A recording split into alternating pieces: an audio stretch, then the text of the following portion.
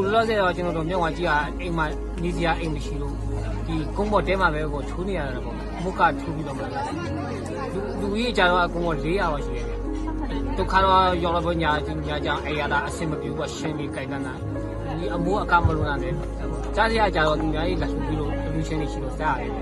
အခုကျွန်တော်တို့အင်ကိုပြန်လဲထူထောင်ရှင်းတာဗျာပြန်လဲထူထောင်ရှင်းတော့ငွေကြီးမှနာမရှိဘူးဖြစ်နေတယ်